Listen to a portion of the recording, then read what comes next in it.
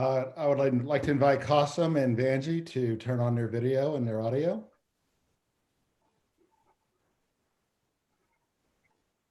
Hi, Qasim. Hi, Vanji. Hi. Hey, Tom, are you with us? I would like to invite Qasim and Vanji to turn on their video and their audio. Hold on a second.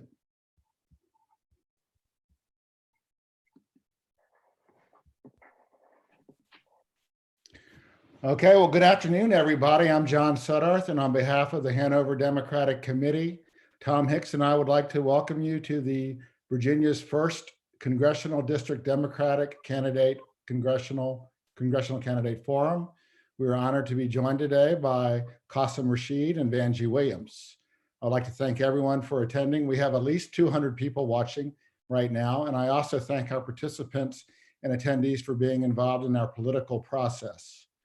A couple of housekeeping notes. If you look down at the bottom of your screen, you should see a Q&A button. If you push that button, you have the opportunity to submit written questions. And as the forum continues, we will ask the candidates your questions at the appropriate time. It's best to submit questions that are pertinent to the topics being discussed. Vanji and Qasim have had the opportunity to review the questions in advance, except for the questions that you have submitted. We thought by giving the questions in advance, it would give them an opportunity to be thoughtful and use your time wisely on how they would each be the best candidate to take on Rob Whitman in the fall. So let me introduce Vanji Williams first. Vanji is a resident of King George County, where she and her husband of 27 years are raising their 6 daughters. She's a strategic planner with 20 years of experience in national security, including the Department of the Navy, NASA, and the Veterans Administration, and 30 years of federal government and contracting experience. Vanji sees herself not as a career politician, but as a career problem solver. Vanji, welcome. Thank you for participating today. Thank you. Okay. I'd also like to introduce Qasim Rashid. Qasim is a human rights lawyer who has dedicated his life to support women who are survivors of domestic and sexual violence and to serve children from vulnerable communities. Qasim is running to transform his advocacy into policy for the working families of Virginia's 1st District. Now, each candidate will have 4 minutes to introduce themselves, and Qasim will go first. Qasim, please begin for us. Thank you, John and Tom, and thank you, Vanji, and thank you to all of you who are watching. It's a pleasure to speak before you, especially during these trying circumstances. I hope and pray that every one of your family members and you are safe and stable during this horrid pandemic. My story in Virginia begins about 33 years ago when my family immigrated here from Pakistan. We left a country that pretty heavily persecutes us for our faith to pursue what many consider cliche, the American dream, but it was very real for us. And arriving in a new country with a new language, a new culture, a new world, my parents had a decision to make, and they chose to ensure that we were immersed in our new home. And being teachers, they pushed us and encouraged us to be involved, and we did exactly that. But I would be less than honest if I said it was easy. In fact, it was an immense struggle. I remember in high school living in a roach-infested Section 8 apartment, all 6 of us. I remember having to work at 15 years old at the local Union grocery store to make sure that we had enough to pay the bills. But out of that struggle, with the support of our neighbors, with our faith, and yes, with the social protection programs in this country, we rose out of that struggle. Today, my younger brother and sister are project managers, successful in their field. My older brother is a US Marine veteran and a human resources professional, and I'm a human rights lawyer. And my journey to human rights law is really what brought us, my wife Aisha and our 3 children, back to Virginia when I got accepted to the University of Richmond School of Law. And it was at Richmond Law that I really fell in love with human rights work. I started volunteering at the Virginia Poverty Law Center's Office of Domestic and Sexual Violence. I've since worked with Humanity First, an international nonprofit that is currently working on COVID-19 relief, extensively with the Silicon Valley Education Foundation, and the list goes on and on, including several nonprofits here in Virginia. So the question of why I'm running for office really is summed up in one sentence. It's to transform my advocacy into policy. I've been in the trenches on the front line supporting those who are marginalized. And I understand firsthand how to create the type of infrastructure we need to support our entire community. And I think that's really why our campaign is best suited to win on November 3rd. First, because I ran last year and our team collectively knocked over 100,000 doors. I knocked nearly 10,000 myself. I have great name recognition in the district. I've seen the district inside and out. People know who I am. They've received our mailers, our digital ads, and they've seen me personally. Our ability to get the message out is extremely important, especially now in a purely digital environment. Our campaign has a social media presence about 10 times the size of Rob Whitman's, whereas he can reach about 40,000 people instantly. We can reach about 500,000 people instantly. So the ability to get our message out is second to none. Likewise, our ability to fundraise is crucial. We were proud that in the first quarter, we out fundraised Rob Whitman by nearly $100,000. He raised 135,000, we raised 225,000. And the best part is our campaign has zero debt as well. So every bit of money we have right now, well over $100,000, is in the black.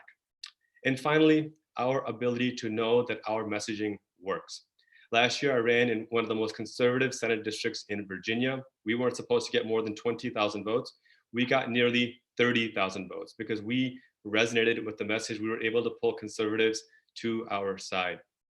You know, at the end of the day, this is about beating Rob Whitman and ensuring we revive compassion through action in everything we do. And today, I will make that case why our campaign is best suited. Thank you for being here. I look forward to a fruitful discussion. Thank you very much, Qasim. And now, Vanjie, please introduce yourselves. You have 4 minutes. Hi. First of all, I want to thank Tom and John and the Hanover Dems for setting up this awesome webinar. You know, in these times is really hard. That's very true. So let me tell you a little bit about myself if you don't know. Yes, I'm the mom of 6 daughters. I have daughters ranging from age 13 up to 25. I'm a wife of 27 years. I am a child of this district. I am well known throughout the district because I have literally been in everyone's house that can possibly be in. Last year, we found that me being me was the best thing I could ever do for this district. As a strategic planner, I have worked in fields from aerospace to construction, agriculture, federal. I worked for the the FAA, the Federal Aviation Administration. I have worked for the TSA. In fact, if you don't know, I was one of the original teammates who started the TSA. We hired almost 70,000 employees. You know, the airport control screeners that irritate you at the airport. Thank you, and I'm sorry.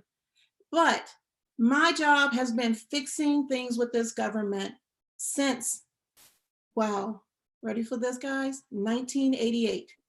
So my background has been both in federal and in contracting. In fact, let me discuss my degrees. I have a degree in construction management. I have that's one.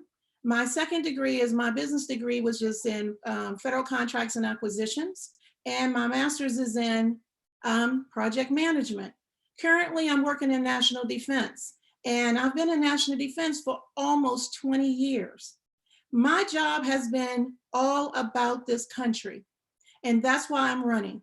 I'm running because I know from firsthand experience through my life, my community, my neighbors, my family, and you, what exactly we need to do when we get to Capitol Hill. We know that we need an economy that works for everyone in this district, making sure that something like this does not paralyze us. This pandemic has opened up the wounds and shown us truly what's going on in our communities. I want to make sure that we have accessible, affordable, and quality healthcare. Did you know that in this district, 20 jurisdictions, 9 counties have no hospitals? And that says a lot for our infrastructure. And lastly, I want to invest in our communities, our hometown heroes, our veterans, our educators, our nurses, our first responders. I want to invest in this community. That's why I reach out to this community by the best means necessary, the telephone now. Being that I can't knock on almost 230,000 doors this time, I have made most of those calls. Back in 2018, yes, ladies and gentlemen, 2018, we came within points of beating Rob Whitman. The name recognition, my name is all over this district because you put me there. And this year, we can defeat him. With your help, we will defeat him because we deserve better than cliches, emails. We want action. I look forward to representing you. I look forward to hearing your questions and answering your questions. So I'm ready to go, John. Thank you. Oh, wonderful. Thank you very much, Vanjie. Okay, Vanjie, you get the first question, and it concerns a pandemic. America is facing an unprecedented crisis. Tens of thousands of Americans are dying, and our economy has almost shut down. We are facing record unemployment claims, trillions in stimulus spending, and political dysfunctionality, with many governors claiming the federal response is woefully inadequate. The following questions pertain to the COVID-19 pandemic. And the very first question is just 1 minute, and we would just like to know how the pandemic has affected you personally. And Vanjie, you're first. Well, yeah, I'm a mom of 6 kids. Personally, it actually has made our family a little bit more cohesive because we've been in the house 36 days together. It's an interesting dynamic with 8 women and 1 man in one house. But it is also the scariest time of our lives because we actually have Lilia, who everyone knows has aspergillosis. And for her, she's scared. She knows that this can kill her. But she also knows that we are doing the best we can to protect her. As far as our staff and the campaign, our campaign is fully set up. We've been at this for 3 years. We have the infrastructure and we never missed a beat last year. We actually was out helping the state candidates to make sure that we flip Virginia blue. So right now, the pandemic, we're taking it all in stride and we want to make sure that everyone stays home and stays healthy. So we're here to be a family to all. So we're taking it in stride, John. Great, thank you, Vanjie. Qasim, same question for you, 1 minute. How has it affected you and your campaign personally? Well, on a personal level, it's been tragic. A member of my faith community recently passed away, and right now I have an immediate family member in the hospital, so requesting your prayers for him as well. He was admitted a few days ago. As far as our campaign is concerned, certainly we've had to shift everything online, which we are well suited to do, but it's also allowed us to double down on our Compassion Through Action initiative. This is an initiative we had launched well before the pandemic to provide support to members of our district and community that are struggling through food or water insecurity. And now, because of this pandemic, we have doubled down on that and created much more awareness and support. We've held weekly virtual town halls as well, and weekly coffee with Qasim virtually. So it's impacted me personally, but our campaign is still working hard to serve our community and get the message out there. Okay, we'd like to expand the conversation about the pandemic. And this question will go first to you, Qasim, and it's a 3-minute answer. Many Republicans think that you are not patriotic if you don't unconditionally praise America and its exceptionalism. But Democrats know that progress comes from constructive and objective self-reflection. While fault lines, systemic failures, and dysfunctionalities have been exposed by the pandemic, and what should we as a nation do differently in the future? In 3 minutes. Well, several fault lines have been exposed. One, the racial fault line. This was supposed to be the, quote, great equalizer in a virus, but what we're seeing is Black Americans and Latino Americans and Native Americans in particular are facing the brunt of this disease, where they may only represent 10 or 20% of a given population or a given county. In some places, they're experiencing up to 70% of those impacted by this virus. So it speaks to the lack of consistent healthcare and healthcare access around our country. It also shows the limits of capitalism. Now, I don't believe capitalism is some great evil, but I don't think it alone is the salvation golden child. I think the right answer is somewhere in between. And that was proven again this time because of the fact that the government needed to jump in and inject trillions of dollars. And I understand there's another one, another relief package coming out pretty soon as well. But again, I think the fundamental problem with how this was done is visible in the fact that millionaires in America received 80% of the tax breaks. Millionaires are only 2% of the country, and they got 80% of the tax breaks. The Small Business Administration, $350 billion budget set aside for that, is now bankrupt.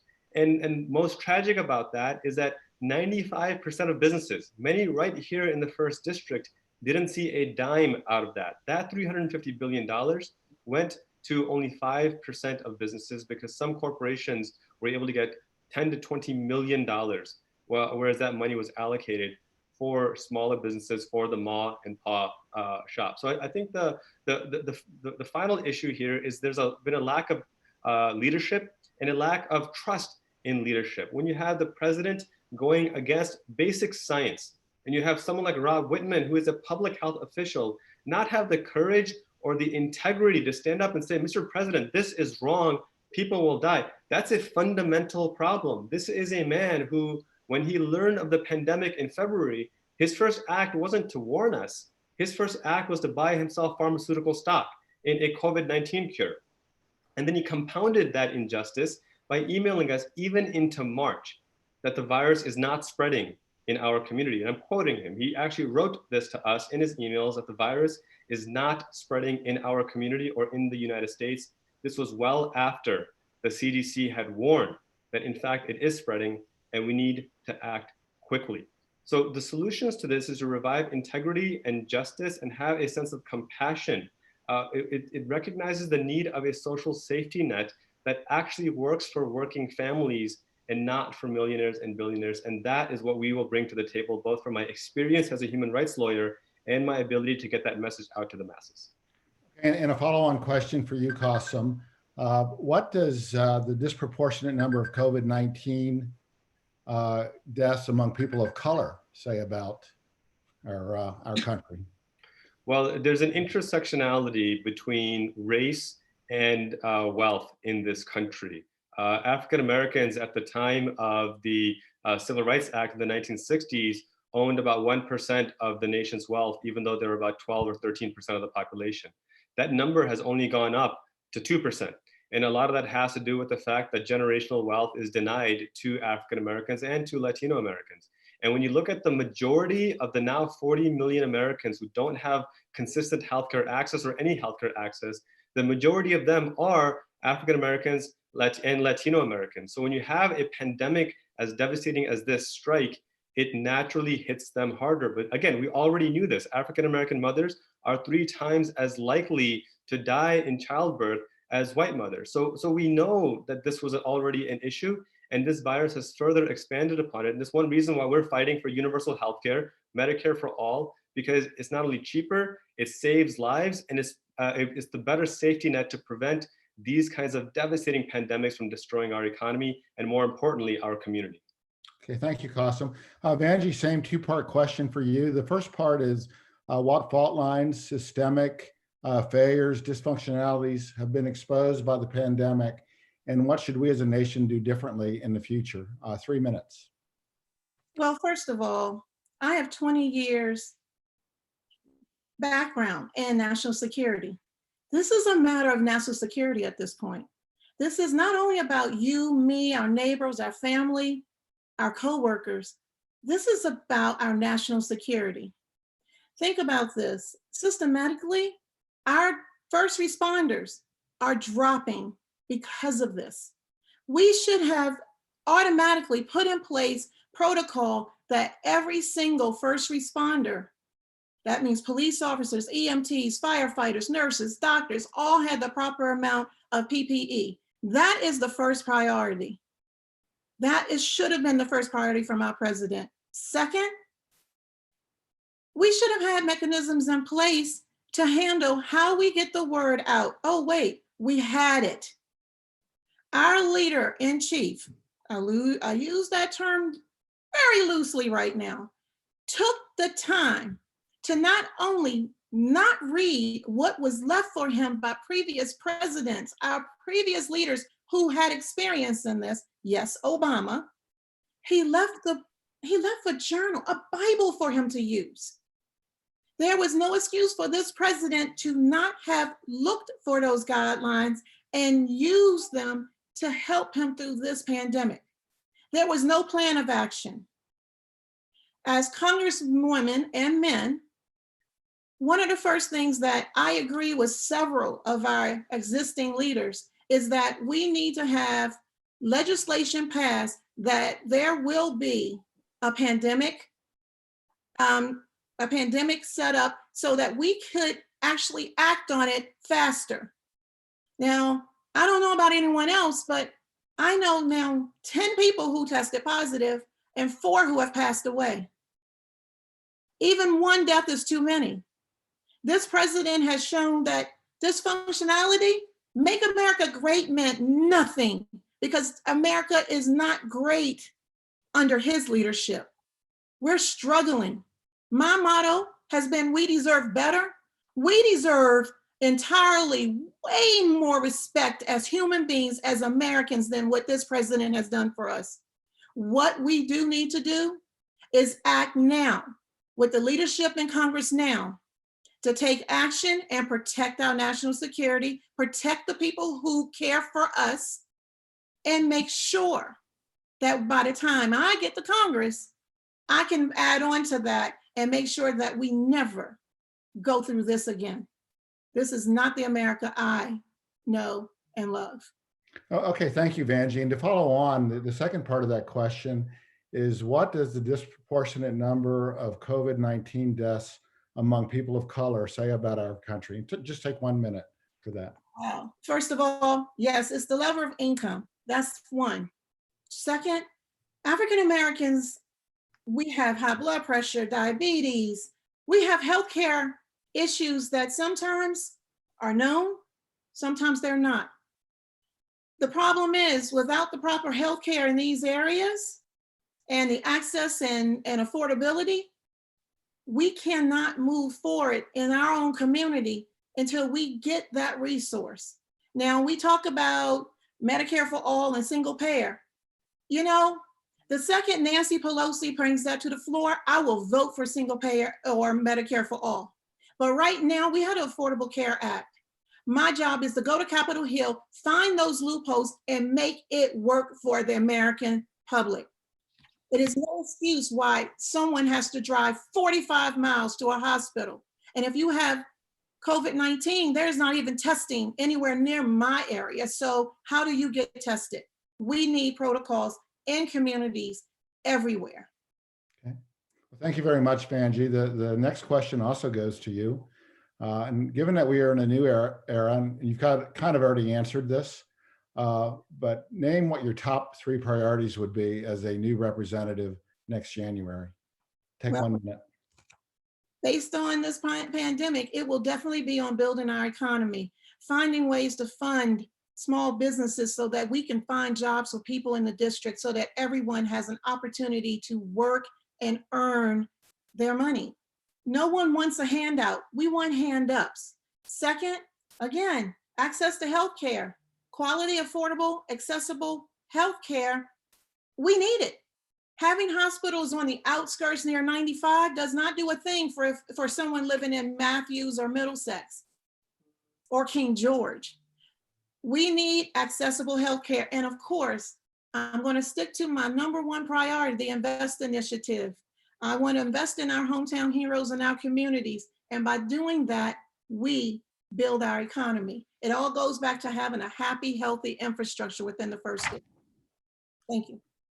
Thank you, Vanjie. And Costin, the same question for you again. What would your top 3 priorities be in a post, hopefully, pandemic America when you're representative next January?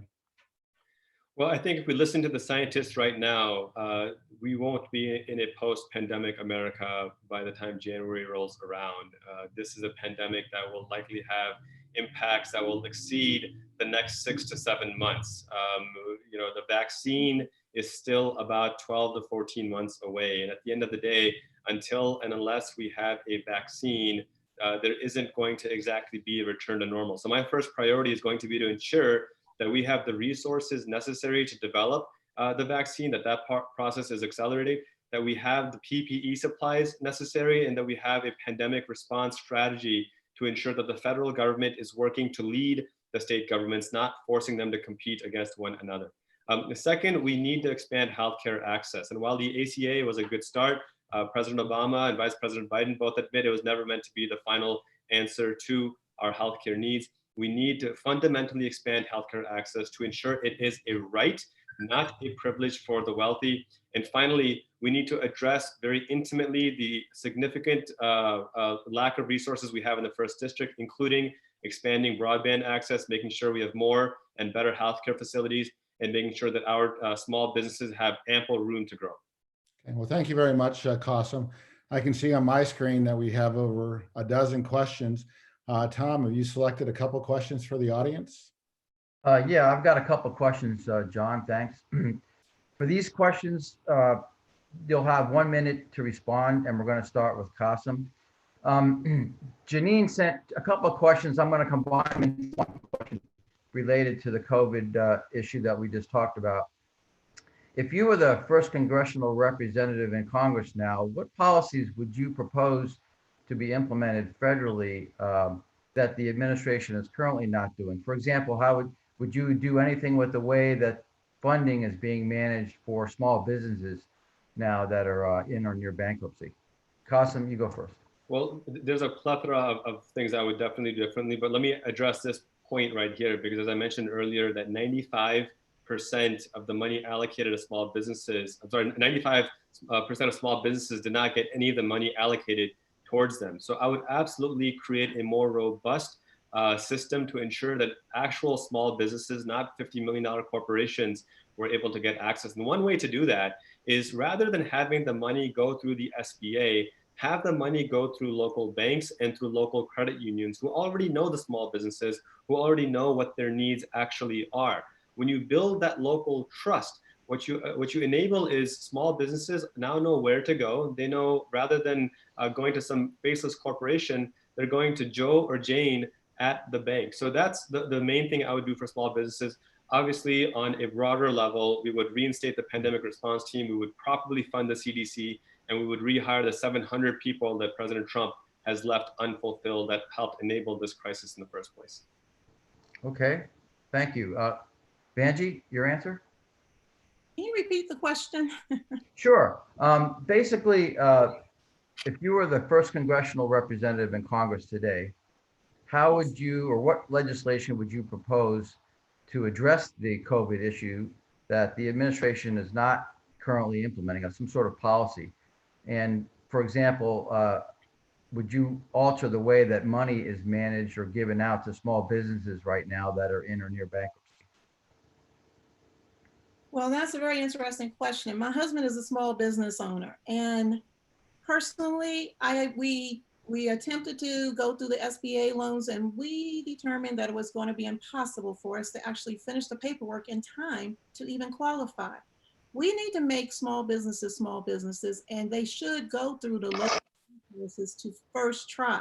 But as a legislator, we need to define what a small business is and make sure that larger corporations don't split their business into smaller businesses to call them small businesses. Oh no, hold on, I lost you. Okay, sorry. We see you, go ahead. All right. So one of the things that I would want to do is definitely introduce legislation to define what a small business is, implement more small business opportunity centers within especially rural communities. Right now, talking about the larger corporations, yeah, that's a problem. A corporation that, first of all, understanding what a small business is the first priority. A small business can be 1 person to 500, and they can make 2.5 billion a year and still be considered a small business because of how many people work for that small business. First, understanding that a small business needs to be defined monetarily by people. We need to define that. Small businesses are struggling throughout the first district. I know several who have called me, and We've called other congressmen and women to get help. We need to combine our resources as legislators and come up with a policy that works, that will pass the House and the Senate. That is what we need to do. And definitely, again, invest in our communities through the Invest Initiative. That's how we build up our economy. That's how we build up small businesses. All right, thank you. The second question, Vanjie, you'll have the first opportunity for this. Again, 1 minute answers. This question is related to the COVID virus again, and it addresses people that are incarcerated. There are several places in the first district that incarcerate people for crimes. And right now, we're seeing outbreaks in some of these facilities.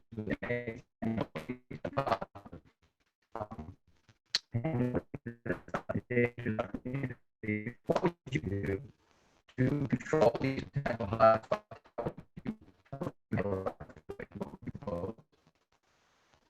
I didn't hear the question. It was alien speak. Can you repeat the question? Sure, I'll say it again. This is from Hannah. It has to do with people that are incarcerated. And the question is, we have several locations in the first district where we are seeing outbreaks of COVID-19 for both inmates and employees.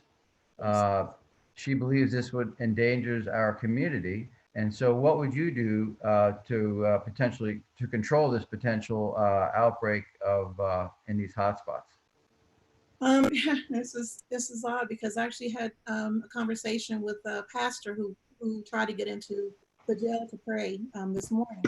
So there's a few things that I want to address in that. It's three parts. First of all, anyone who's in jail for a nonviolent crime should be tested and released so that we can slow the spread within the jail. We also need to make sure that the guards and the staff at the jails all have PPE so that they are protected and they protect those who are in jail, because we don't know who has it, who's not. At this point, we actually need to test every single person in the jail. That is vitally important so that we control the spread. As far as people who are in jail for various more serious crimes, we need to find a way to spread them out. Or again, we may have to go back to the system and get some of these people released so that they can be home and out of jail, and social distancing, because 2 people to a bunk is not going to slow that spread. It's just going to perpetuate it. All right, thank you. Qasim, your response? Well, again, as a human rights lawyer, I've worked on criminal justice issues for a long time, and that's what I see as this. What I've spent my time the last few weeks doing is speaking with our Commonwealth attorneys. I spoke with Amy Ashworth in Prince William County, Eric Olson here in Stafford. I've been speaking with various sheriffs on this exact point, that nonviolent offenders need to be tested and released so that they are able to be isolated from others. And last night, I promoted and shared the letter written by Delegate Joshua Cole, Delegate Jennifer Carroll Foy, Delegate Sam Rasool, and several others, calling on Governor Northam to release the juveniles who have been tested positive for COVID-19. Fundamentally, it goes back to the point that our criminal justice system needs to be about reform and rehabilitation, not revenge and retribution. So in addition to ramping up testing at least 3 times the current level, that's what the scientists tell us, we need to reevaluate our bond hearings. And I'm proud to say that in my conversations with Amy Ashworth and Eric Olson, they agree with this 100% and are moving forward accordingly. All right, thank you. All right, we're going to begin part 2 of the forum. Part 2 is the lightning round. Am I loud enough now, John? Can you hear me all right? Sometimes you modulate, but basically it's okay. Just stay close to the microphone. All right. Part 2 is the lightning round with one-word answers to give the audience a sense of where each candidate stands on the Democratic spectrum. Each candidate will have 1 minute to elaborate on the answers after the 6 questions are answered. So we're going to go through 6 questions. Qasim will have the first response. And then at the end, we'll give each candidate a minute to kind of elaborate on any of the questions they want to elaborate on. So the first statement, this is whether you agree or disagree with the statement. First statement is this: some gun control advocates have called for a federal registry of guns. if someone buys an assault weapon, they should have to register it. Qasim, what do you think? From a gun reform perspective, yes, and I'm proud to say that the Brady Pack has endorsed us accordingly as well. All right, Yeah, Vanjie? and Tom, we would just like them to say, I agree or I disagree. Yeah, it's quick. Yeah, lightning round. Okay. Go ahead, Vanjie. Absolutely. Okay. Second question, Vanjie, you'll go first on this one. All Democratic candidates support increasing income tax on the wealthy, but some are also proposing, this is the presidential candidates, some are also proposing a tax on the net worth of extremely wealthy individuals rather than just on income. The United States should enact a welfare tax. Vanjie, what do you think? No. No. Qasim? I agree on a wealth tax, yes. Okay. The next question, Qasim, you'll get. Many Americans believe that they are paying too much for prescription drugs. Some drugs cost up to 90% less just across the border in Canada. Americans should be able to purchase the same drugs that they can get here at much lower prices from outside the United States. Qasim? Yes, so while it's an insufficient solution, yes, I agree they should be able to. Vanjie? Yes, as long as they're regulated and safe. Okay. Next one goes to you, Vanjie, first. Climate change seems to be getting worse, but most Republicans consider it a hoax. Scientists tell us the time to take action is running out. The U.S. should consider setting a price on carbon emissions, such as a carbon tax or a cap and trade program. Vanjie? Yes. Qasim? Insufficient solution, but yes, that's a step forward, yes. Very good. Qasim, you have the first answer to the next question. Current law prohibits the use of federal funding for abortions, except in the case of rape, incest, or when the health of the mother is at risk. Federal funding for abortions should not be restricted. Qasim? Agreed. Agreed? Vanjie? Yes. Okay. And Vanjie, you'll get this last one in the lightning round first. A universal basic income would give every adult a monthly payment from the federal government. The U.S. should consider a universal basic income. Vanjie? No? Qasim? Yes, they should consider UBI. Yes. Okay. Now we're going to go with Vanjie first, and you'll have 1 minute, Vanjie, to elaborate on any of those 6 questions that you'd like to. Go ahead. All right, so first, I believe not in a wealth tax. I do want us to have fair taxes, but I think it should be a fair tax. We can discuss it later, but with 1 minute, fair tax. Second, I believe in scientists. So definitely, I believe that climate change should be one of our biggest priority because environmental protection is economic protection.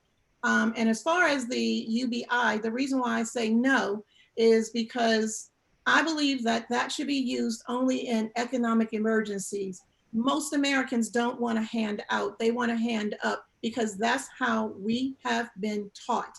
We have been taught that you work hard and you do right, you will earn what you're supposed to earn. But I do believe that we need to make sure we educate America through our education system so everyone can find employment.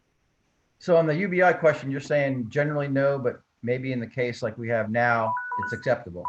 Is that what you're saying? Yes. Okay. Qasim, go ahead. On the wealth tax, I think fundamentally, when you look at where we are as a country right now, wealth and income inequality is at historic highs. The top 8 or 10 billionaires have more wealth than the bottom 90% of Americans. This idea that people can continue to build family generational wealth without working for it is not something that's a very American idea. In fact, what we find throughout American history, the strongest middle class is when we had a higher wealth tax from the 1940s to 1970s. And one of the reasons why people of color, particularly African Americans and Latino Americans, aren't able to build wealth the same way is because of racist policies like redlining that discriminated against them. A wealth tax would level the playing field and ensure actual equity so that your hard work is rewarded. I also want to comment on the insulin, on the drug prices, that it's not just a matter of making them affordable. to purchase from Canada. We need to actually create a system where the drugs that are produced here in the United States, the benefit is given to the American people. These drugs are produced with tax dollars at universities, and then that research and development funding that corporations benefit from isn't passed on to us. They charge us high rates, so we get a double whammy. So I would argue that it's not just a matter of getting cheaper drugs in other countries, it's a matter of justice and making sure Americans can get the drugs that we paid for. All right, thank you. That concludes the lightning round. John, do we have any questions from the audience that you'd like to share? Well, we do have more lightning round in just a moment. So we doesn't quite conclude it, but we don't have a question, but we have an invitation from Sally Conway in Tappahannock. You just stepped into the elevator with her. You have 60 seconds to convince her why she should vote for you. And who goes first, Tom? Is it Vange's turn? I think Qasim goes first, right? Qasim, you have 60 seconds to convince Sally Conway and Tappahannock to vote for you. Well, Sally, thank you for the question. I think fundamentally this is about who is better equipped to beat Rob Whitman in November. And here's are the three reasons why our campaign is best equipped. One, fundraising. We had over 2,100 individual donors and raised over $225,000 in the first quarter of this year. And that is a trend that's continuing. Our ability to fundraise, to not have any campaign debt is second to none. We've already out fundraised Whitman, and we will continue to do that. Second is we have just as good name recognition as anyone. As I said, last year, my team knocked on 100,000 doors. I knocked on 10,000 personally. They've seen me, they've seen our digital ads, they've seen our mailers, they've seen my name on the ballot, and the data shows we well outperformed what we were supposed to do. And finally, our ability to get the message out there. Our social media platform is 500,000 people. It allows us to reach quickly. It allows us to hold people accountable. It allows us to hold Rob Whitman accountable. Nobody else can offer you those three things the way we can. Okay, thank you, Qasim. Vanji, you just stepped into the elevator with Sally. You have 60 seconds to convince her to vote for you. Hi, Sally. Nice to meet you. First of all, my name is Vanji Williams. I am running for Congress because I believe in our future. I have lived in this district almost all my life, in and out between DC, Maryland, and Virginia. I have been here longer than most people have been in this country. Right? No, I'm telling you why I'm going to beat Rob Whitman. See, the thing about Rob Whitman and me, the difference is because I have been out there fighting for us way before 2017. I have been in the community, helping the community as far back as 2007 and 8. When the nation went through our first recession after the market crash, I was helping our neighbors, making sure they kept their homes. I want to go to Capitol Hill and do the very same thing. I want to make sure that you get what you deserve from your congresswoman. I want to make sure I pass legislation that works for the first district, America. I want to make sure you are safe. Okay, thank you very much, Vanji and Qasim. These are another series of questions where I would like you to either say, I agree with the statement or I disagree. Okay. Under an employment guarantee, every American would be entitled to a government job if they want it. The U.S. should consider enacting a jobs guarantee. Who's going first? Vanji, sorry. Oh, okay. Sorry about that. I disagree. And I disagree for the following reason. We just want to do agree or disagree. And then at the end, you'll get a minute. Okay. Thank you. Awesome. I agree. It's worth considering. Okay. And the reason that we're asking all these questions in the lightning round, we're just trying to help the voters place you on the Democratic spectrum, because a lot of these issues, these are issues that are very important in different campaigns. So that's the concept behind why we're asking you these questions.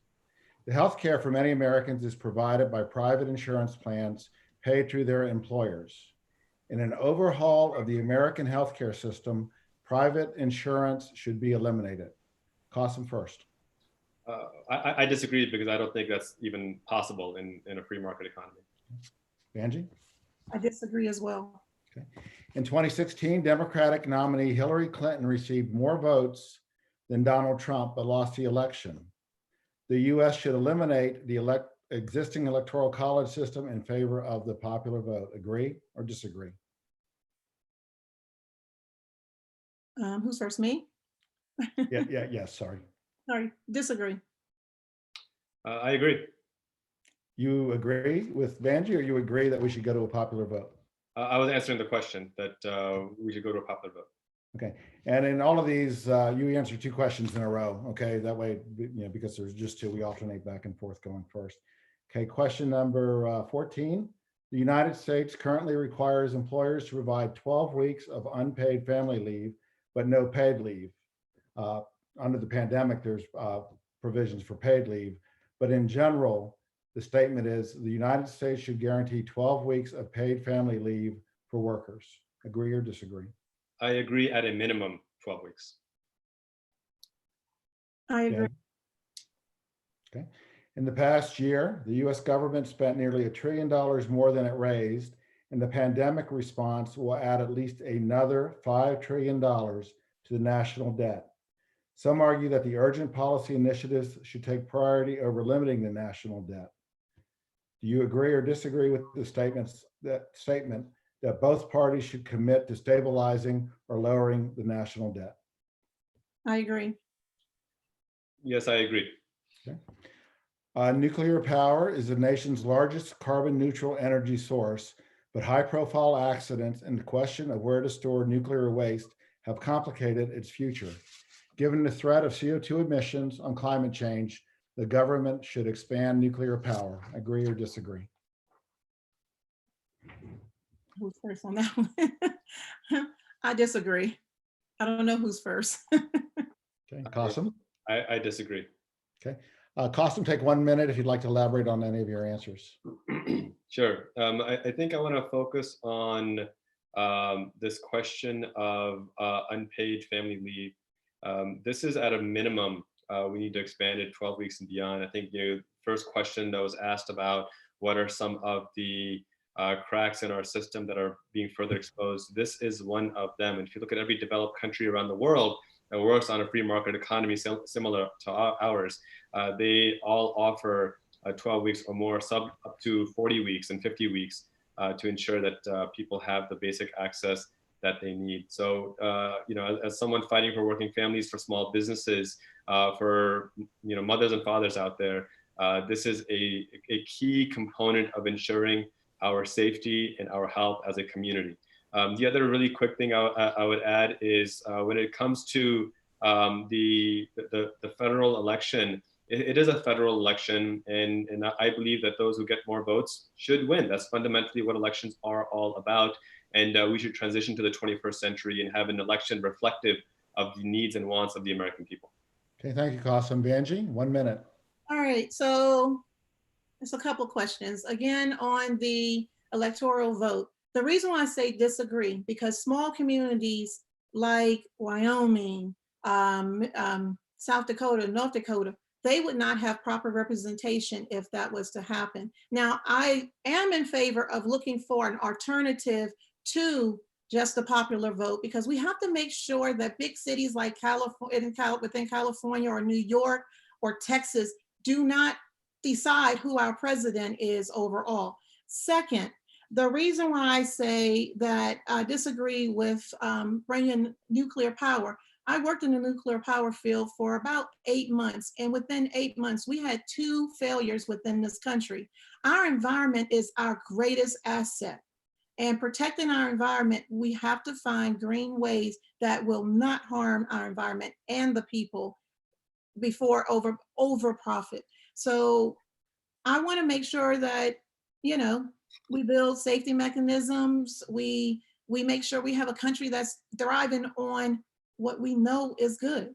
How about telecommuting? Let's build an economy built on telecommuting, where those who can telecommute could actually stay off the roads and improve our environment. Okay, well, thank you very much, Qasim and Vanjie. Tom, do we have any questions from the audience? Yeah, we have a couple here. This first question will go to Vanjie, and you'll have 1 minute to answer. It's from Brenda, and I think it's probably on the minds of a lot of residents in the 1st District. What are your thoughts, and we've heard a lot about this in the past, but what are your thoughts on the lack of broadband internet in in our district, especially in rural areas. And, what would you do as our Congresswoman to address this problem? First of all, we need an infrastructure plan that will build into our infrastructure. When we're doing these road projects, we can actually put conduit so that every home could have broadband. I have been running on this issue since 2017. I'm sorry, but Rob Whitman did not care for 10 years before that point about broadband. Or let me rephrase it so everyone understands: high-speed internet. See, I have cable and I have terrible internet. I live in King George. I know family members in Westmoreland County who have zero. We need to make sure we have an infrastructure that has high-speed internet and cell phone towers. So at least if you don't have high-speed internet access, you have hotspot and access. We need to come into the 21st century hardcore. And I mean funding to make sure that we have high-speed internet for our schools, our hospitals, our small businesses, our agricultural providers, and aquacultural providers. High-speed internet is the foundation of how the 21st century is moving. And okay. Thank you, Vanjie. Qasim? Look, this is a fundamental issue of human rights for me. I believe that broadband needs to be a regulated utility the same way water, electric, and sewage is a regulated utility. That's fundamentally what it comes down to. Congressman Whitman has been gaslighting us in his recent stunt, claiming that his new bill that will allocate $500 million over the next 5 years will get 20 million new Americans broadband. It's simply not true.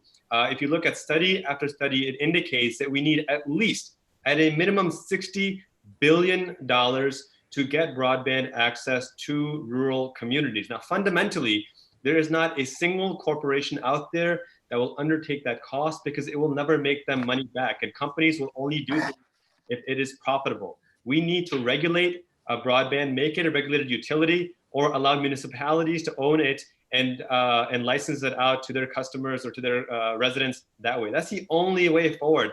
And given the need for broadband for education, for healthcare, and for small businesses, this is no longer a luxury. It is a fundamental necessity. That is what I will be fighting for.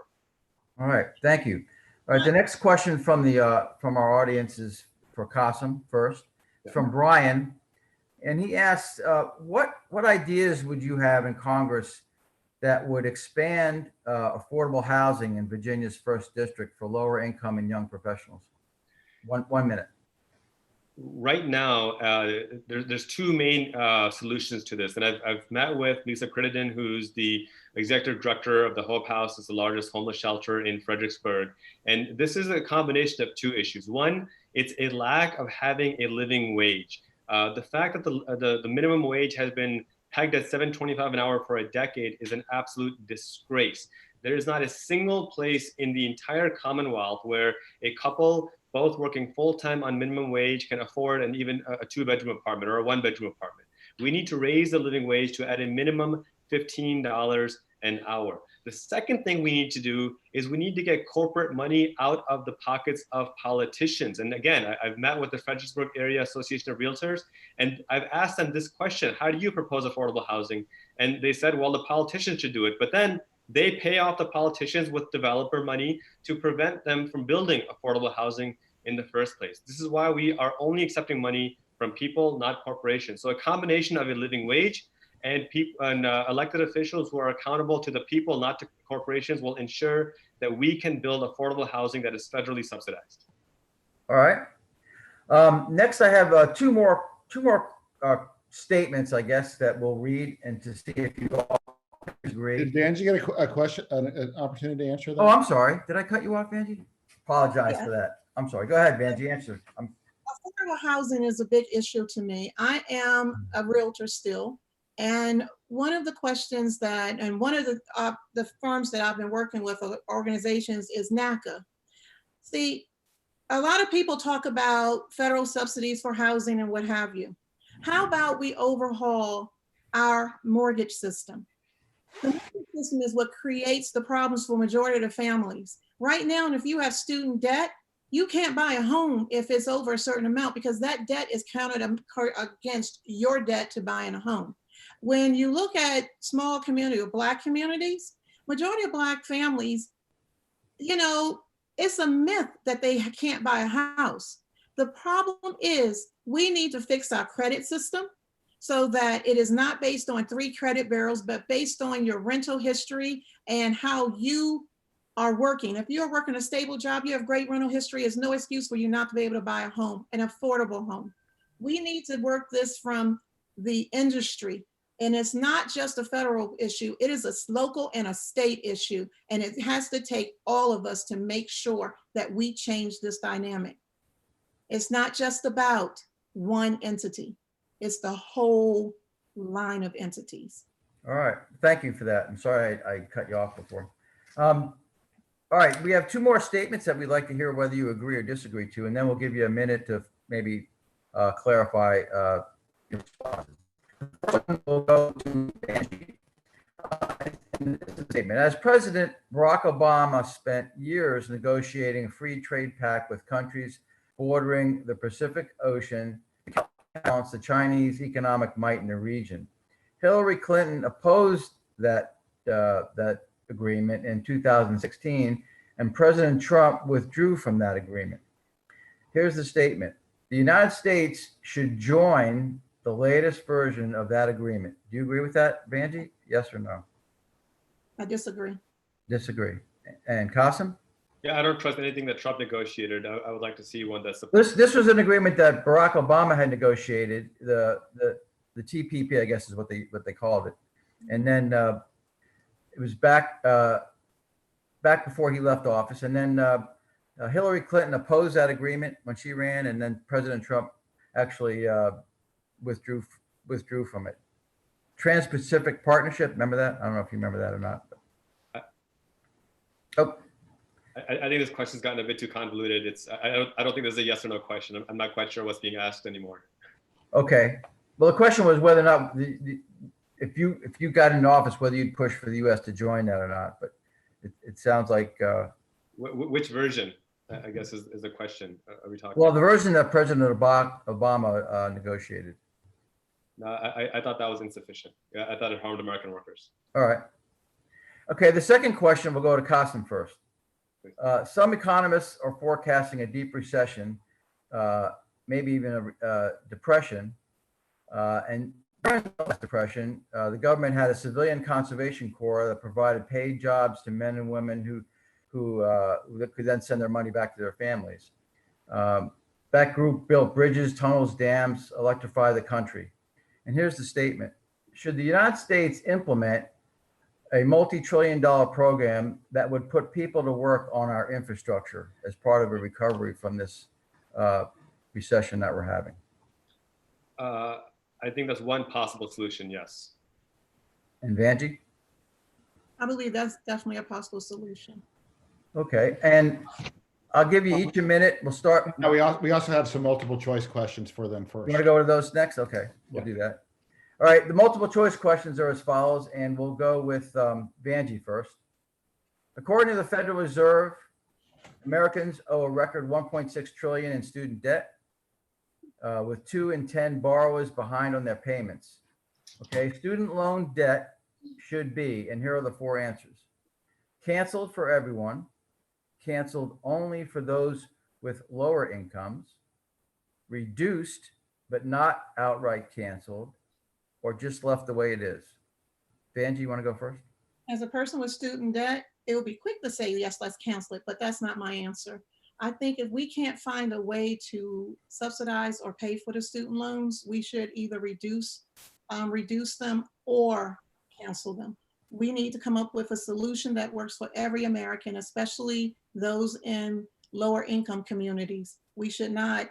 This question is one of those questions, it's maybe for this one, maybe for that one, because it depends on income levels. It depends on, it's a social economic issue. So I think that if we can't find a way to pay for them, we need to reduce them or cancel them. Maybe even working for the federal government for a certain period of time, or for a state government to help reduce them.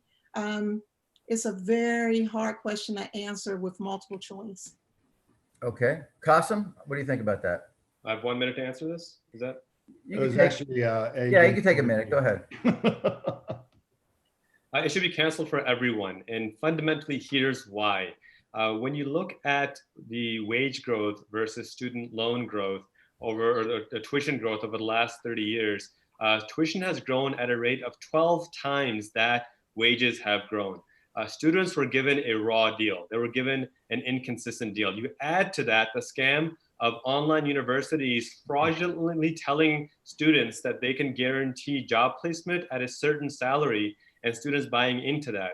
And then you compound that with the fact that there was no federal regulation or regulatory oversight to ensure that these for-profit and online universities, or universities largely, were holding up to their promise. At the end of the day, the contract that students signed was to pay tuition, to have a living wage, and to have a salary that commensurated, that reflected the money that they were investing. That wasn't true. That was a raw deal. And fundamentally, at the end of the day, when we look at our nation's history over the last 30 to 40 years, there have been at least, at a minimum, of 10 to 12 major corporate bailouts to the tune of 10 to 12 trillion dollars. Asking the government to absolve a bad contract for students is the bare minimum we can do. We need more regulatory oversight to ensure this doesn't happen again and our students aren't robbed again. All right, thank you. The second multiple choice question will go to Qasim first. This has to do with recreational marijuana. All right. Recreational marijuana should be A, legalized federally, B, decriminalized and left up to states to legalize, or C, remain illegal federally. What do you think? Is this just an A, B, or C, or do I get to elaborate? Go ahead, you can elaborate. I think that this should be legalized federally, and we should implement protocols the same way we do with alcohol to ensure that minors aren't accessing it.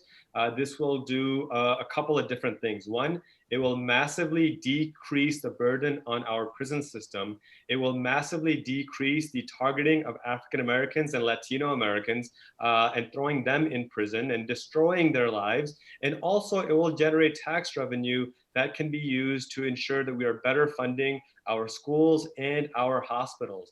On a safety basis, 0 people have ever died from marijuana, and at least 20 to 30,000 a year died from alcohol. So if a drug much more dangerous like alcohol can be regulated, I'm confident that we can properly and safely regulate marijuana. And I would also add, finally, that the process by which people become business persons in marijuana trade must reflect the history of marginalization of Black and Latino Americans, meaning that Black and Latino entrepreneurs should get priority in ensuring that they can capitalize right now in this country as we speak. While Americans are making millions of dollars on marijuana, Black and Latino Americans and lower income white Americans who are also heavily targeted are sitting in prison. It's an injustice. We need to end this injustice with federal legalization and decriminalization. Thank you. Vanjie, go ahead. Qasim took 90 seconds. If you want to give Vanjie 90 seconds. Sure. Well, I've said it before and I've said it again. We need to decriminalize marijuana at the federal level and let the states handle what the states handle. It is too often that we want to speak for the states. Decriminalizing marijuana from the federal level allows the states to either allow businesses or not. My issue with marijuana as a Black woman is, yes, the communities that are targeted most often are Black and Latino communities, but we have more steps than just decriminalizing it. If we're going to decriminalize it, and once we do decriminalize it, once I get there, I want to make sure that we release anyone who is in jail over marijuana possession, making sure their records are expunged. It goes so much further, but as a federal person, we will not be able to negate that or discuss that with states. Virginia is a Dillon Rule state, and we must respect that. And I respect that our legislators would do the right thing once we decriminalize it from a federal level. That's it. All right. Thank you, Vanjie. Now, do you want to do the last two multiple choice questions? Do you want to continue those? Or you want to skip those and go the next Well, if section. our candidates can answer with A, B, C, or D, we have time. If they want to elaborate, no. Okay. Well, we have two more quick questions. And we'll start with Vanjie. Two states allow all individuals to vote from prison, and many states restrict voting for convicted felons after release. Which convicted felons should be able to vote? A, all prisoners, B, all former prisoners, C, only some former prisoners. Vanjie, what do you think? Well, I can't say this. This is a federal question. It's Quickly, not, quickly. this isn't a state question. This is a federal question. But as a state resident, I think that all former prisoners who served their time should have the ability to vote. Thank you. Qasim? All prisoners. Okay, very good. Next question goes to Qasim, and we'll do a quick one. The Obama administration focused its deportation efforts on three groups: recent border crossers, convicted criminals, and national security threats. The Trump administration has gone after all undocumented immigrants. The question is, the U.S. should A, deport anyone in the U.S. illegally, or B, focus on convicted criminals and threats, or C, halt all deportations? Well, I think all three of those are terrible answers. So I would go D, approach our immigration system with compassion and justice. Okay, compassionate, okay. Vanjie? I would have to say D as well, that we need to come up with a system that grants asylum to those who need it, those who are coming to this country for a better life. We need to make sure that we reform our immigration system to reflect American values. We are the great melting pot, not the great exclusion. Okay. John, do we have any questions from the audience that you'd like to? We have several dozen questions from the audience. So, and one of the questions comes from one of your supporters, Vanjie, Bill Johnson Miles, and his question was really a statement, but I thought this was only supposed to be an hour-long forum. It was really supposed to be 90 minutes, but we are running behind and the audience is growing. So can you guys stay until 5 o'clock, or do you have a hard stop at 4:30? Vanjie and Qasim? You okay? For you all. For Bill? For you all. I think that was two yeses. Okay.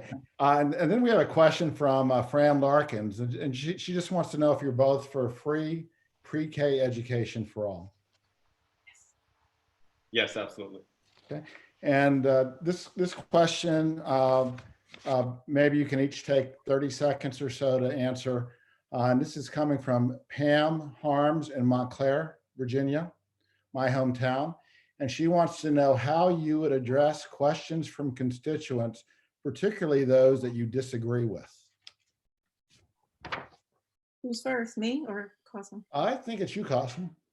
Well, I hope I've tried to exemplify that. Just a few weeks ago, a constituent sent me a very nasty anti-immigrant, Islamophobic message, and I tried to respond with compassion, and we've been able to build a good friendship since then. So, I try to lead by example. Our philosophy of compassion through action means that we try to live our values.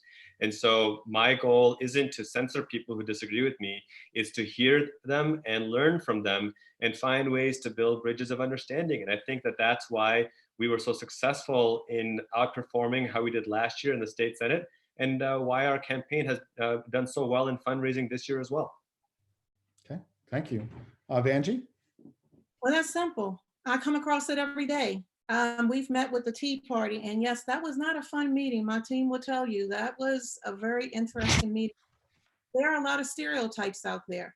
My goal is not to represent just the blue or just the red, but the red, white, and blue, and make sure that we are representing America. This is the problem with politics. It's like an us-them argument. My goal is not to argue with anyone. I'm going to Capitol Hill to represent every single person in this district. And I want to make sure that they're heard. I may not agree with everything they say, but listening and responding accordingly is what we need to do. Currently, Rob Whitman does not listen to those who do not agree with him. He listens to only those who fund him, or if they trap him in the office.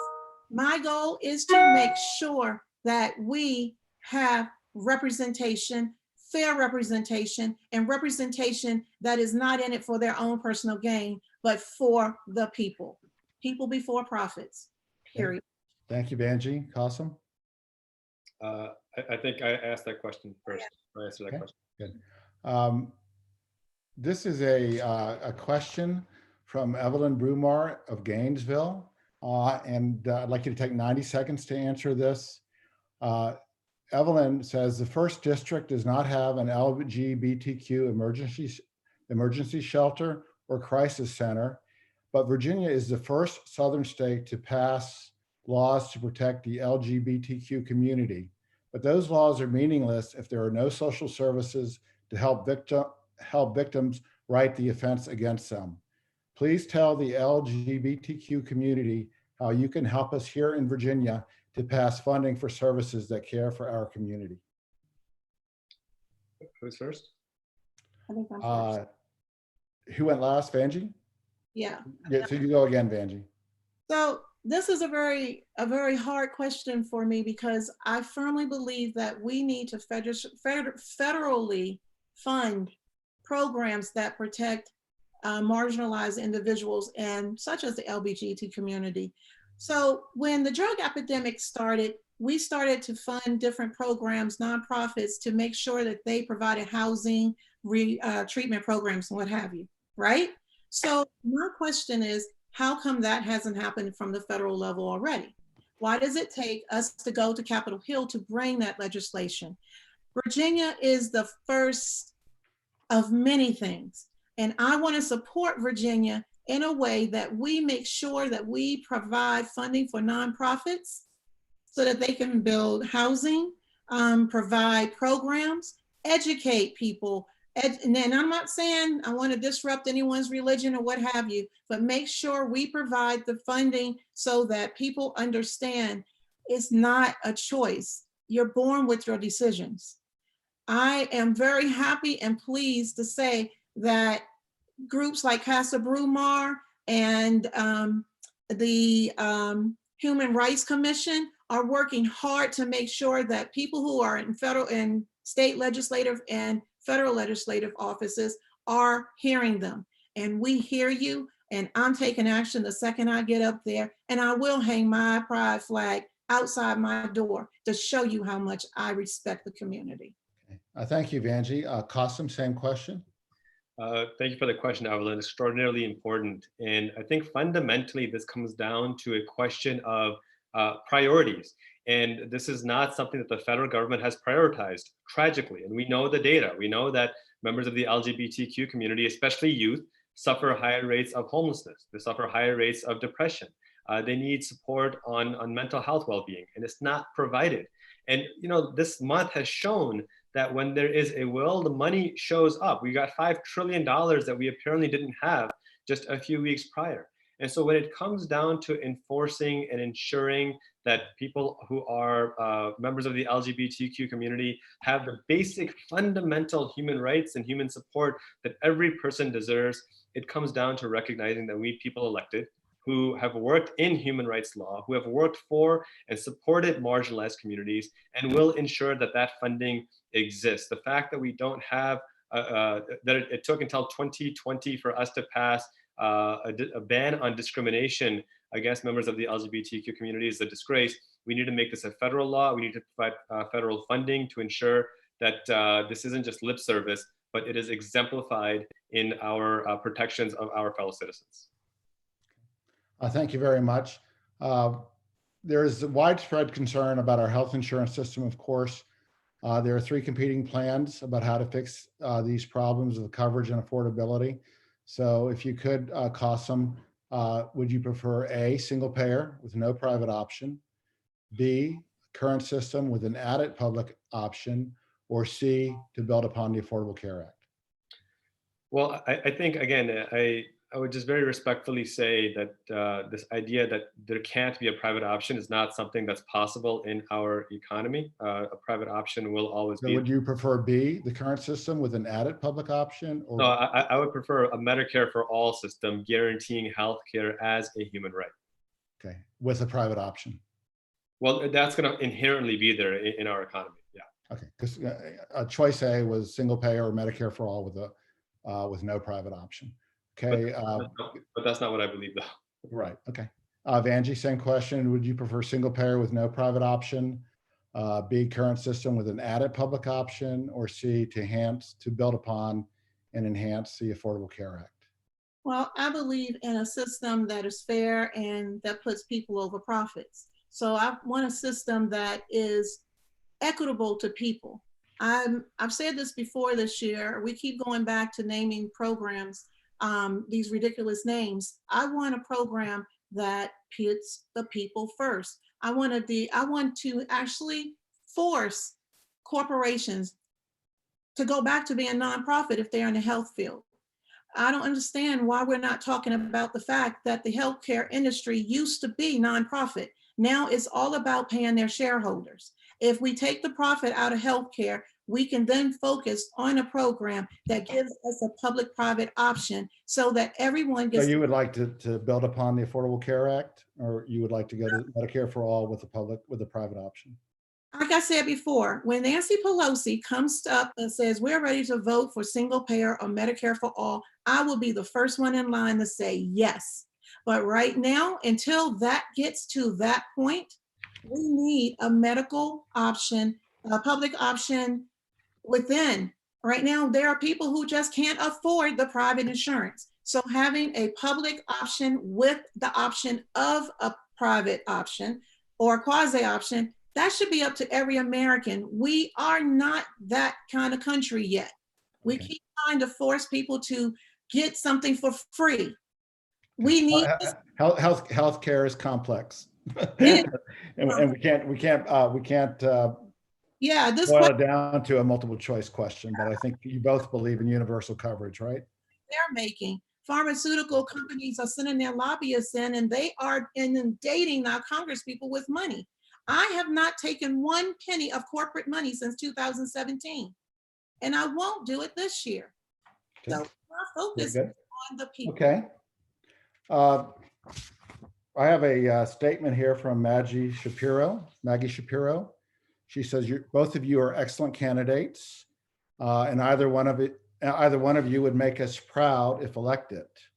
I am a retired project manager, 15 years for the Corps of Engineers and a degreed biologist. I understand and care deeply about our natural environment, and I believe that our president is deeply ignorant on these issues. I ask you as candidates to make a commitment to seek advice from professional experts when issues arise such as pipelines, wetland fill, coal and oil extraction, and use of fossil fuel. Do you make that commitment to seek expert advice? Absolutely. Okay, very good. Thank you. Yes, of course. And I would just add, Maggie, that our campaign is already on that trajectory. Morgan Goodman, who is an environmental scientist, is leading our environmental committee. And stay tuned for a virtual town hall in the next couple of days. We'll be announcing one specifically focusing on climate justice. And we'd welcome you to be a part of that too. Okay, very good. We're now moving into part 4 of our forum, and this talks about your ability to beat Rob Whitman if you are the nominee for the Democratic Party. So the very first question, and let's take 3 minutes each to answer this, and forgive me, I'm not sure who's up next, but explain to us not how you can win us over, because the people who are on this forum right now, we're going to support whichever of you win the nomination. I'd like you to take some time to explain how you could appeal to the swing voters that will really decide who wins in November. Do you guys know who's first? No. Tom, do you know who's first? I think Qasim went last, so he should go first this time, right? Okay, Qasim, take 3 minutes, please. And this is, we've gotten from the audience, we've gotten a lot of very different variations on this question. How can you appeal to the middle and win in November? Wonderful question. I think there's a couple of things, the 3 main things that I'm going to point out here. One, last year I ran in a Senate seat that we weren't supposed to get much more than 30 to 31% of the vote, and we got about 43% of the vote. We outperformed by 10,000 more votes than we were supposed to get. And many of those voters that voted for us were conservatives and Republicans. And we have the donation receipts to prove it. So we know that the message that we're giving out there resonates and that it connects with people in a meaningful manner, to the extent that already we are having conservatives invite us for virtual town halls in their homes. So the first thing I'll say is that we already know that our message resonates. The second thing is the ability to hold Rob Whitman accountable. As many of you know, a political report came out that during the pandemic, after Congress was briefed on what was happening, Rob Whitman was one of the members of Congress who bought pharmaceutical stock for himself in a COVID-19 cure. And then he compounded that by emailing us that the virus is not spreading in the United States. This is a fundamental problem of corruption that the conservatives that I've spoken to have told me they are disgusted by. Well, we held Rob Whitman accountable. We wrote several opinion editorials, several Facebook posts, several Twitter posts. And as far as we can tell in recent memory, we were the first Democrat that Rob Whitman has ever responded to after we hit him on his, what I will call less than dignified actions. And his response was so weak that when we addressed the flaws in his response, we got overwhelming support from the community, Republicans, independents, and of course, Democrats alike. So the first step is that we have a proven model from last year. The second step is that already we have held him accountable and forced him to reckon with his really unfortunate actions, and people are responding to us. And then the final step, and I really want to emphasize this, we also don't take any money from corporations. We are 100% grassroots funded, and we have out fundraised Rob Whitman in the first quarter by nearly $100,000. At the end of the day, elections cost money, and we need to be able to leverage our resources to ensure that we can get on television, that we can be on digital, that we can make sure that our mailers are going out on a consistent basis. We have raised the resources to be able to target these swing voters, ensure they know our message is here, and then provide them a proven model of success. I believe that if we continue to work together, we are going to be able to reach them. And at the end of the day, our campaign has a robust volunteer team that is already reaching out to thousands and thousands of voters and constituents. It's an exciting time, and I believe put together, we will be able to beat Rob Whitman by attracting those independent and swing voters. Okay. Thank you, Qasim. And Vanji, the question again is, what are the most important issues to swing voters in the first district? And tell us how your position on them will help you beat Rob Whitman in November. Well, I'm going to go back 2 years. 2 years ago, we were the first campaign to have come within points of beating a Republican in this district since 1990. I am still the highest vote total holder for the first district since 1990. We didn't get that by having a lot of money. A lot of people knew, because I wanted to make sure that when we ran in this district. We focused on this district. Let me tell you a little story. The majority of the people that I'm talking to on the phone don't have internet. They don't have social media. And they don't like when they don't know who a person is. If they haven't met you face to face, like I've met thousands, hundreds of thousands of people in this state, they don't know you. I'll tell you how we beat Rob Whitman. We beat him where he lays. See, I've always told people I'm a moderate. I have very progressive ideas, but I don't like titles. I'm American first and foremost. And that's how you get a conservative to vote for you. Last year, or 2000 last campaign, I had 20% of our votes came from Republicans. And it wasn't because they challenged me on my race or they challenged me on my thoughts. They listened to what I had to say. They asked me questions. They engaged in conversation. See, the difference between me and most candidates, I'm not in this because I want prestige. I'm in this because I've seen the pain. I've solved the problems. I've helped my neighbors. And I have been there even for our state legislators when they needed me. I have been to campaign days or state legislative days down in Richmond. I have been there. And I know that I'm not going up the Capitol Hill to get something for me.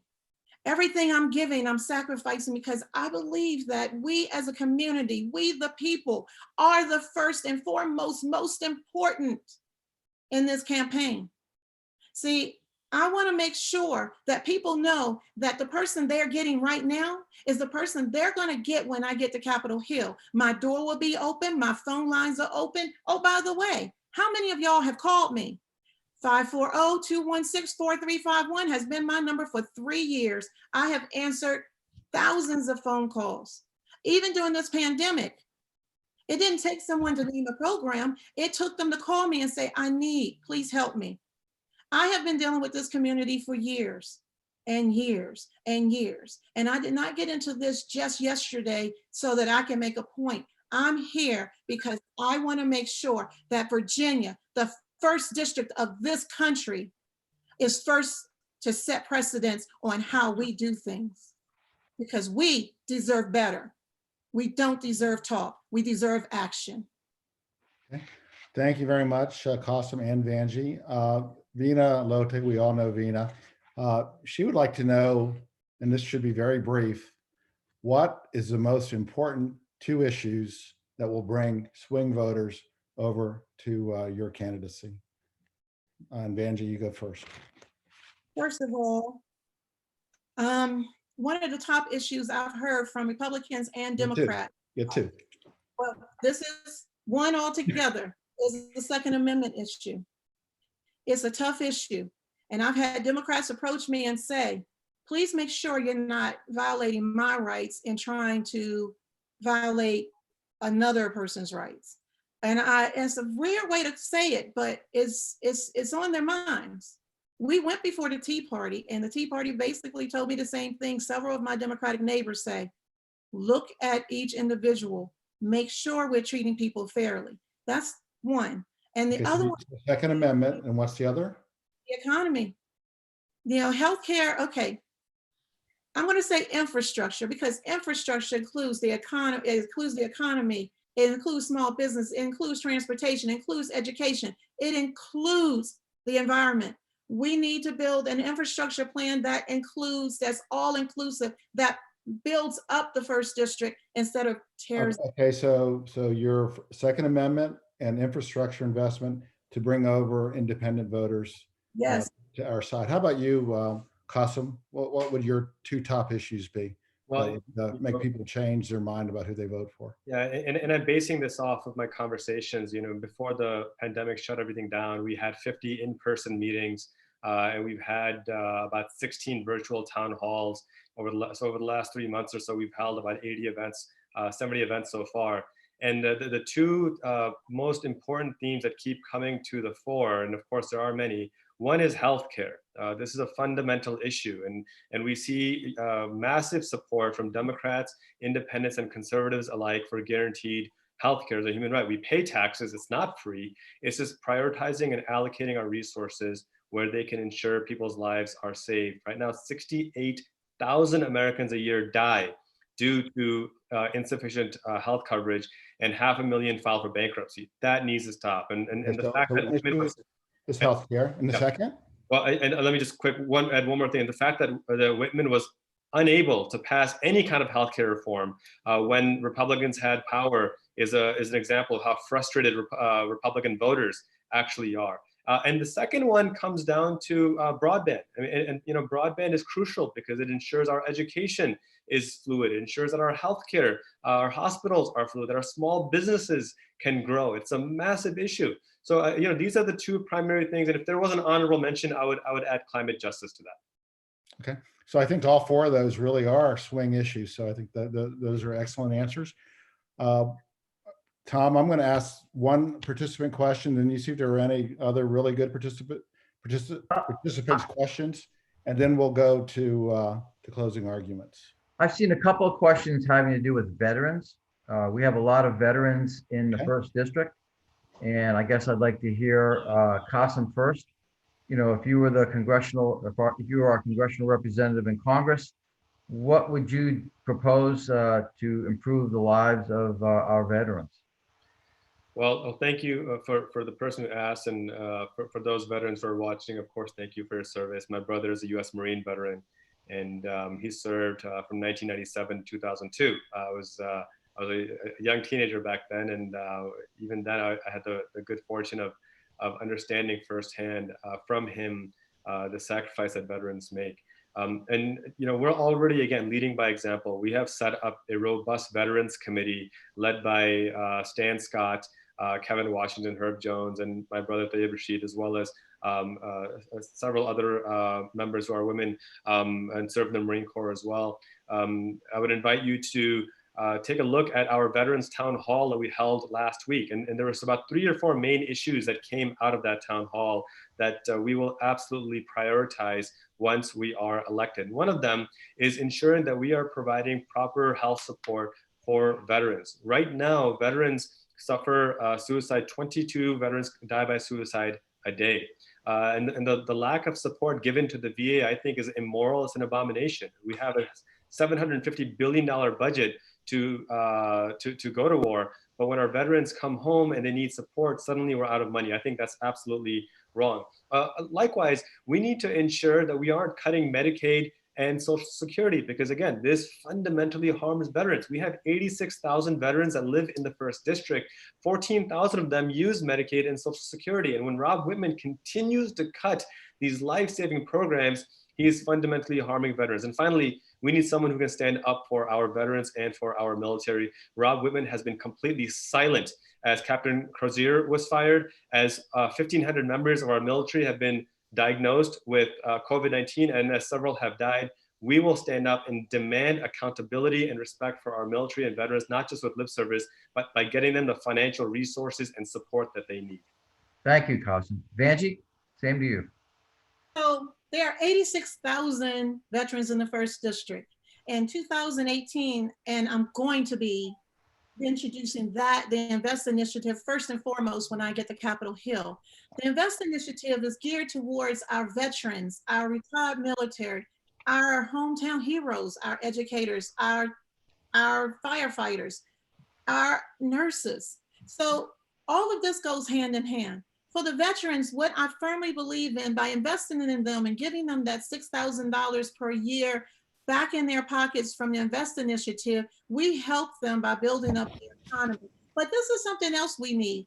And I work with the Navy. So we first need to make sure when veterans are coming home that they are outboarded correctly or offboarded correctly. We need to make sure that they're getting the proper medical and mental health help that they need. We need to fully fund the VA. I worked on the VA program, and I can tell you there are fundamental systematic functionalities that are failing every day.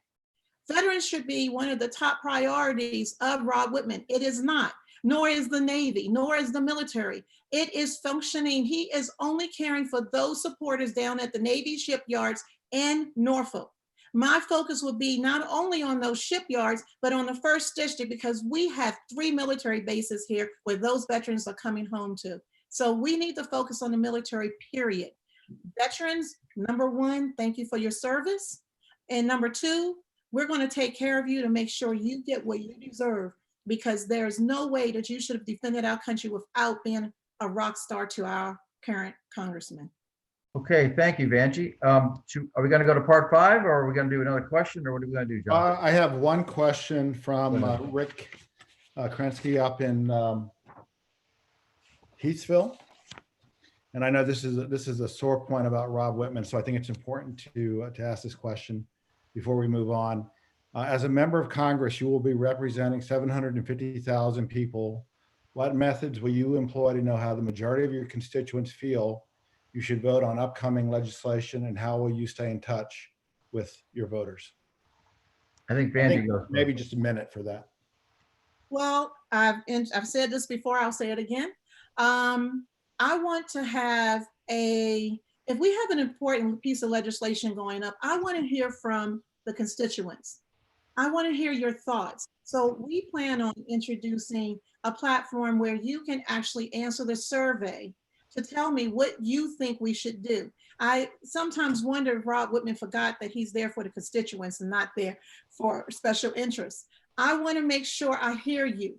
I will hold a town hall right before. I will do a telephone town hall, but that seems so impersonal, don't you think? How about an in-person town hall to make sure we can get it done? And only if I can't hold an in-person town hall, we hold a Zoom call or we hold a telephone town hall. I want to hear the voices of the public because this is about the people. Because when we go to Capitol Hill and get the seat at the table, it will be our seat at the table, not just mine. And that's what Rob Whitman forgot. He forgot that we are the people that he represents, not just special interests. Okay, thank you very much. Qasim? Well, I believe that, again, we need to lead by example, something that Rob Whitman has completely failed to do. It's why we held 50 in-person events in the first month and a half before the pandemic shut things down, and why we've held 16 virtual events since then. We'll continue to hold them. I've taken the town hall pledge. The town hall pledge is run by a nonprofit organization that requires those who are seeking Congress to promise that they will hold at least one public and open town hall per quarter. And I aspire to accomplish what Congresswoman Abigail Spanberger did when she held one every month. And in doing so, what you end up doing is learning about your constituents firsthand. You learn about their needs. And this comes down to prevention versus cure. And what I mean by that is rather than waiting after the fact and then trying to figure out via some survey, as Rob Whitman does, what people think, you meet with their constituents regularly and beforehand. They're small business owners, the local police officers, the fire department, the teachers, the educators, and you understand beforehand what the issues are. So when legislation comes up, you know how to address them in an effective and consistent manner. That accessibility is something that I've pledged to and I will continue to do once elected. Tom, do we have any compelling questions from the audience that we must ask before we go to closing arguments? Compelling, I don't know. There was a good question that isn't really a federal question. It was from Fran. She wants, it has to do with gerrymandering though. And she recognized that Virginians are going to be voting on a constitutional amendment establishing the Virginia Redistricting Commission. She'd like to know where each candidate stands on that topic. I guess Qasim can go first. You broke up a little bit. I'm so sorry. Okay, I'm sorry. I'll repeat the question. Yeah. Fran asked the gerrymandering question, and understanding that Virginians this November are going to vote on a constitutional amendment establishing the Virginia Redistricting Commission, and she would like to know where each candidate stands on that constitutional amendment. Qasim? Well, we absolutely need redistricting. I always smiled because the Senate district I ran in last year was the poster child for the most gerrymandered district in Virginia. So we absolutely need fair redistricting that is just. It is currently a form of voter suppression, and it must absolutely stop. We need to ensure that the constituents can pick their elected officials, not the other way around. So you think that Virginians should support the constitutional amendment this November? Or independent redistricting, yes. Okay, independent commission, right? Okay, Vanjie? I definitely support it. I've been working with Virginia 2021 for now, wow, almost 4 years. Having an ungerrymandered district will guarantee that the people choose their leadership and not the person who's in office. One of the things that I find amazing is, yes, our district is really gerrymandered, but we know that people out there want to see change, and the change will come when we make elections fair. Okay, thank you. Do we have time for another one, or are we going to go to closing? If you have one that's very compelling, we do. Well, it's an interesting. Well, it's a pretty standard question, I guess I would say. Fran had another question had to do with education. At the federal level, being a congressional representative, how would you boost free pre-K for everyone, basically? And Vanjie, you go first on that one. Well, I think that we should make sure we earmark money for early childhood education, because we, as a parent, I have seen that my daughters who have had pre-K have excelled.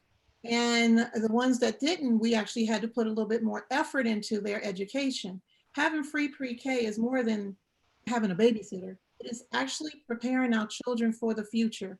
And most pre-K classes now, if we can include pre-K in the schools with technology, we can have a society that is prepared for the future and make sure that our children have a fighting chance against other nations. So we know we have the opportunities in this country, and we just need to start taking advantage of them. And some people may ask that question, do I believe in charter schools? No, I don't. I believe that our public education is the best education that you can get. And I think that we should focus on funding public schools so that they have free pre-K, and we pay the teachers more money. Our teachers are rock stars. They deserve to have higher pay. They are the front line to our nation's growth. A higher educated child is a higher paid child who will come into the country and or come out and do great things for all of us. We need to make sure that our future is educated and planned and taken care of. Okay, thank you, Vanjie. Kasim? How much time do I have to answer this You question? take a minute, I guess, if you like. 75 seconds. I'm sorry, you guys were both talking. Which one is it? I John have, said 75 seconds, John said. Okay, no, that's fine. Look, I think just like every policy, we need to be led by science. And the science tells us that a child's development doesn't begin with kindergarten or first grade. It begins much earlier than that. And as part of our promise to promote the general welfare, which is ingrained in the preamble to our Constitution, we need to ensure that we are providing universal pre-K to all children. This will not only increase the trajectory for our children as they get older, but it will also level the playing field between the wealthy and lower income communities, between the current achievement gap between white children and Black and Latino children. It will ensure that the long-term generational success is there. And again, I reject the argument that this is a funding issue. This is a priority issue. The funding is absolutely there. We need to elect people who are focused on ensuring children have the funding they need and deserve. Our current Congressman Rob Whitman and our current disaster of a Secretary of Education, Betsy DeVos, simply do not care about public school or the needs of our children because they have never actually suffered through what a low-income parent may have to suffer through. So we need to be led by science, prioritize education, and ensure that that funding is there for all of our children. thank you, Qasim. Thank you. Okay, now it's time to go to closing arguments. And I think Qasim went first for the introduction. So Vanjie should go first on the closing arguments. Is that right? Yes, that's right. And you get 4 minutes. Each. First of all, I want to thank everybody for taking time to come and sit down in front of your computers and listen to us answer your questions. This is a really critical time in our lifetimes. In my lifetime, I've never seen anything like this. This is definitely unprecedented. And it's also bringing us together. We're having to figure out new ways of how to campaign, new ways of how to talk to our family and friends. We can't reach out and just hug someone any longer. We can't shake hands, but we can do something that's great. We can support a candidate that will take care of the people. Back in 2018, last election, we almost won. And a lot of people did not have that faith that a Black woman for the first time in the first CD of Virginia was running. And then second, that we would almost win. We almost did it. And I'm gonna tell you why and how. It's because you decided that you wanted a person who was just like you, who lived the struggles just like you. Yes, I've been homeless before. I'm a mom, I'm a wife, I'm a small business owner with my husband. I'm a contractor. I've worked for the federal government. I have suffered through the healthcare crisis. I understand that struggle. And I understand what I felt and how I don't want anyone else to feel. We have a plan on this campaign. It has been in action since the last campaign. We never stopped running. You've seen me everywhere. In 2018, we did 4,000 events, almost 4,000 events. And in 2019, during the state campaigns, we helped the state candidates, and we also still did about 300 events because it was about the state candidates. We also can tell you that we had lessons learned. So when someone say, well, you lost the 2018 elections, I didn't lose, I learned. I took those lessons and I've applied them to this campaign because we have the recipe on how to beat Rob Whitman. It's not about bashing him. It's showing you what we're going to do. My goal is to go to Capitol Hill and to make sure we have the infrastructure to start building our economy, working on our healthcare system, working on our transportation system, working on our community. My Invest initiative is part of that program. Investing in our hometown heroes, making sure that we exempt the first $50,000 of their income from federal income tax by closing tax loopholes with corporations. We put $5,000 to $6,000 back in their pockets so that they can put it back in the economy. Working on the VA system, making sure that the VA, Medicare, Medicaid, everything comes together because you deserve a community and a healthcare system, a community healthcare system that works for you. I should not have a veteran call me and tell me that he has to get a ride down to Richmond because there is not accessible healthcare options for him as a veteran. I can tell you as a mother of a child who has a critical illness that when I have to drive 51 or 71 miles to take her to the hospital, that's unacceptable. This campaign is about people. I'm not stopping the run. I am not leaving the district. I am fighting for me, you, our friends, our family, our neighbor, our entire community, because we deserve leadership on Capitol Hill. I don't believe in rhetoric. I believe in straight talk. If you want to talk to me, email me at vanjieforcongress.com, at vanjieforcongress.com. Call me at 540-216-4351, but definitely visit my website. My policies, my issues are on there, but more than ever, I'm here to fight for you. I look forward to being your representative. My name is Vanjie Williams. Let's talk. Okay, thank you. Qasim? Well, thank you all for being here. Thank you, Vanjie, for being here. Thank you, John and Tom, for hosting such a wonderful event. And thank you to all of our viewers who watched and took time out of their Sunday afternoon to be with us. You know, I am proud to be an immigrant. Ours is a nation of immigrants, and about a dozen of the original signers of the US Constitution were immigrants. And it is that journey of being an immigrant, of coming from a country persecuted for my faith and rising up in America. My wife and I, our 3 children were born here. That is something that I'm proud of because it reflects what the American dream is supposed to be about. And that is what I want to help elevate for every single member of this district. That is why as a human rights lawyer, I want to transform my advocacy into policy, my advocacy in supporting women who are survivors of domestic and sexual violence, supporting children from marginalized backgrounds to ensure they can get the same healthcare and education access as somebody from a wealthy background can access, ensuring we have comprehensive and common sense criminal justice reform, ensuring that we have an immigration policy that works, ensuring that we can create an education and infrastructure that leaves no child behind with actual financial investments rather than lip service. At the end of the day, the opponent that we face is Rob Whitman.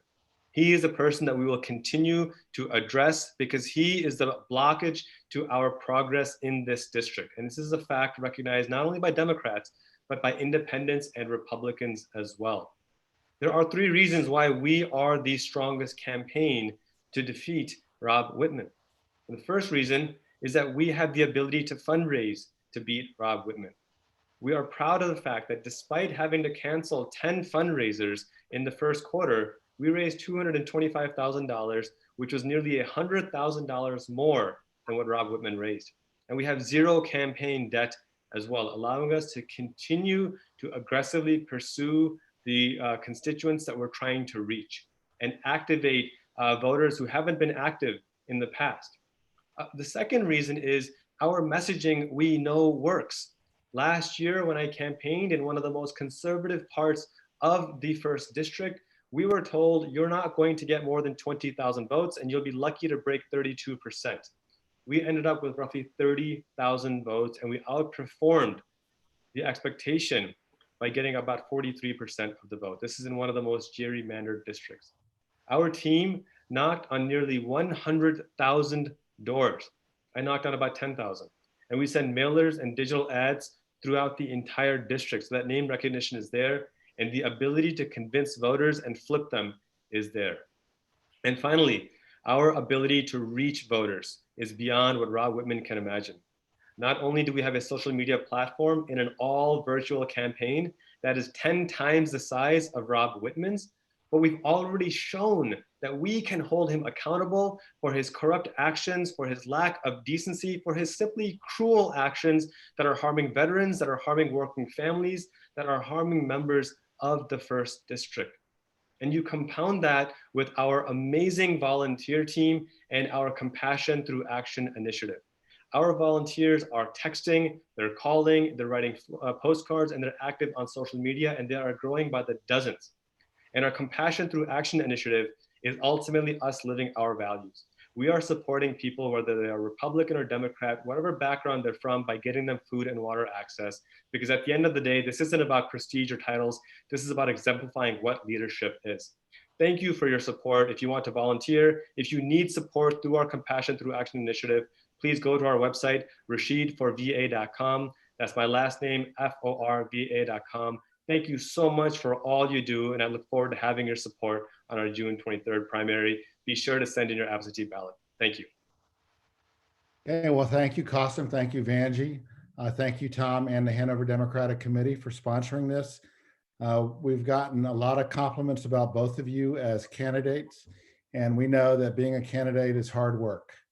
It's very consuming, and you're making a great sacrifice for us. And we all appreciate it. And we wish both of you luck. And we thank you for standing up and speaking up and working on behalf of your fellow citizens. The forum has been recorded and will be made available shortly. And I would just like to remind everybody that good things happen when you elect Democrats. So enjoy the rest of your Sunday. Remember to vote this June. And remember to always vote blue. Thank you very much. Thank you. Thank you.